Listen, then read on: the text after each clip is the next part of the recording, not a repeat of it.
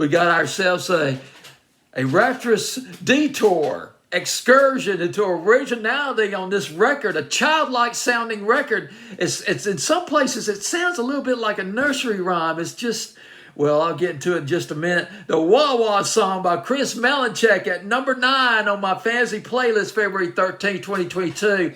And I first came across this song, like so many records, on Spotify, and threw it on one of my Spotify playlists. But this record, it's there. It's a hit. I threw it on my fantasy playlist as soon as I could. I mean, it was a shoe-in just immediately onto my fantasy playlist, top 40 of my fantasy playlist. And boy, this song's going to go to number 1 on my fantasy playlist. There's nothing like these original sounding, these quirky records. And it's a childlike record. One of the things that drew me to this record, it reminds me of some of the records that sort of speaks to your inner child in a way. Songs that I grew up with, like Dandelions by the Rolling Stones. When you finish with your twilight prayer or something like that, you know you should wear it. I remember that line from there. And In the Sue by Simon and Garfunkel in 1967, which was kind of a nursery rhyme, sort of a nursery rhyme in a way. But of course, these songs have deeper meanings, or maybe they don't.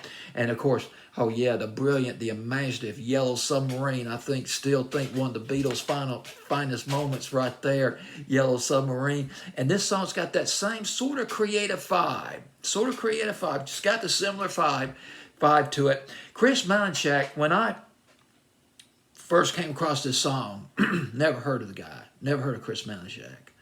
I thought the guy was just a novice. First CD, maybe a second CD. Got a song on Spotify, got a certain number of streams, a very original sounding record, an amazing record, but still somebody from out of the woodwork. But when I started doing research on this guy, boy, I was wrong. You might have heard of him. And I might be mispronouncing his last name. His last name is spelled Malinchak. Chris Malinchak. I'll just go with that pronunciation. And by the way, he's the DJ or the music producer on this record. The vocals are actually is handled really well too by Autumn Rowe. He's from New York. Now, if I got this right, and I tend to reverse these things. Based in New Jersey, Chris Malinchak, based in New Jersey, but he was born in Brooklyn. And here's the deal about him. I didn't realize just how well known he was behind the scenes. He's got his own weekly, or he did. He may still have his own weekly DJ mix show on XM Sirius Chill channel.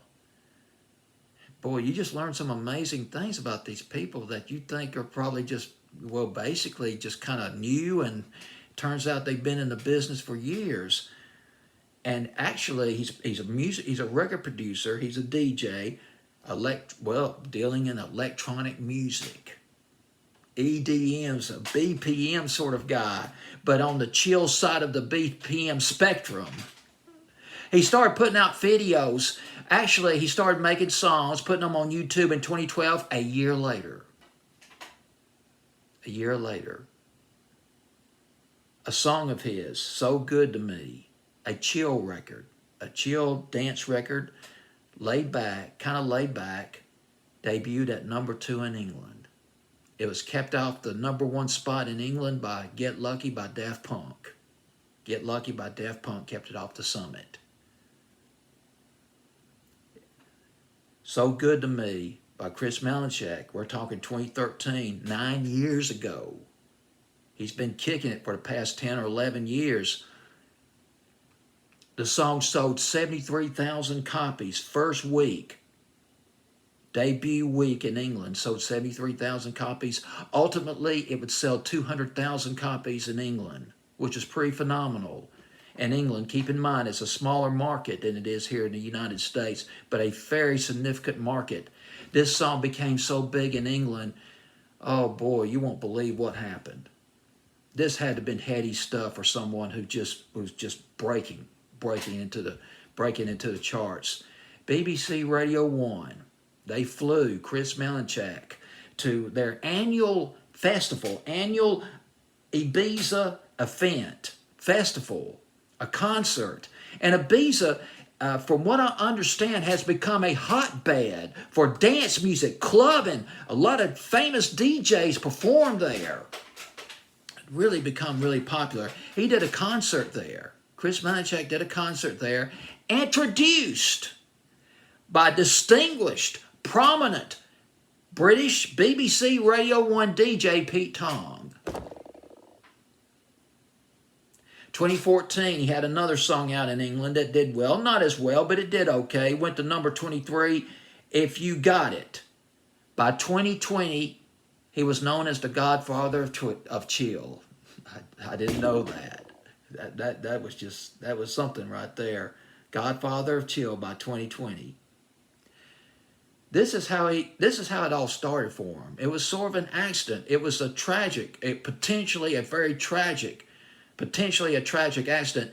When Chris Malinchak was a baby, his dad would ride motorcycle. His dad had a Harley. He'd take it out for a spin every morning. One day he had a terrible accident, a motorcycle accident, put him in the hospital for several months. When he got out of the hospital, his ability to move, well, basically his mobility was heavily compromised. He had to be rod straight, he had to be still. He couldn't move. Couldn't move around.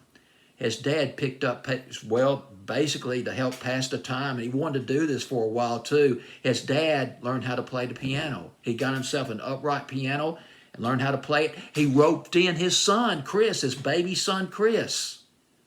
And they learned how to play the piano together. Got him a footstool because his feet, he was real small, of course. He was a baby, very young. His feet couldn't reach the floor. And they learned how to play the piano together, and that's how they got started. Let me read you a few of the lines of this record. This is a dreamy, a breezy, happy-go-lucky record. From what I've read of the lyrics, it's about sort of a sense of a static nature to this record, about a relationship that seems to be forming, but there is an overlay of concern, maybe a little bit of anxiety about how this might go. But let me see if I can, I wrote down some of the lyrics. Oh boy, the hook of this record. This is one of the prominent hooks of this record. Well, let me do the quote-unquote thing, so I'm going to do it this time right. Quote, we fit like Legos, like Legos. That's the childlike part of it right there. Legos, you think of Legos, something that you build, and, you know, of course, a lot of adults deal with Legos too, but still it sort of delves into that childlike impulse. And then here comes, this is a verse from the song, and I want to read to you that stood out at me. Now, I might stumble over a few words here because I just slap things down. I can't read my writing sometimes, but here it is. Quote, the song, the way you move, I know it ain't rehearsed. You're not the last, but maybe you're the first.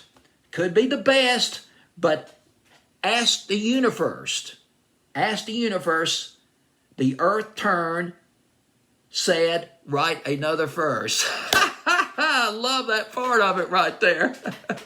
I guess let's try to get in another chapter on that relationship, see where this baby goes. And the chorus, like a Lego, quote unquote on all that. Quote, like a Lego, you're the right fit. I wear, oh yeah, this was fantastic. I love this one. Quote, like a Lego, you're the right fit. You're the right fit. I wear a halo till a couple of drinks. It's kind of a funny record. It's a quirky record. I'm telling you, this is, let's see, let me check my notes on the third page here. Yeah, this thing, it just kind of tugs at your inner child in a way, that part about the Legos. The radio formats for this record. I mean, we could squeeze this thing. This is a mass appeal record. Yet another mass appeal record. Gosh, you know, I remember when I was a kid, and well, even going into the 80s and 90s, there were always these novelty records. Well, I hate to use the word novelty. I know a lot of artists say, no, my song is not a novelty record. Don't call it a novelty record. I'll just say a different record. Just a different pop record. It's a pop record like this where you get a sense of infinite possibilities when it comes to composing a pop record. Of course, you have to follow a certain formula, but there's a lot of things you could do within that formula that's a breeding ground for creativity. All right, the formats for this record, I got off track. This could fit pop. Oh yeah, big time. It can. Boy, I'm begging. I want to see. I tell you what, this song might have more possibilities overseas than here in the States because the playlists are so tight here in the United States on the pop stations. But BBC Radio 1, I wish they'd take a look at this record and really play it and push this thing. This could fly in England. This could go to #1 in England. All right, I got off track again. The formats for this record: pop, adult, alternative. Yes, alternative. I tell you what, if it were me, I might try to break this on alternative radio station. Pop, adult, alternative. Well, I guess that's it right there. I don't know if you'd call it a BPM per se. It's got a nice dance beat to it. Got a great rhythm track percolating under the lyrics, on those great lyrics. Just a fun song to listen to. It's a radio-friendly record. It's at number... I forgot where it's at on my fancy playlist. It's late.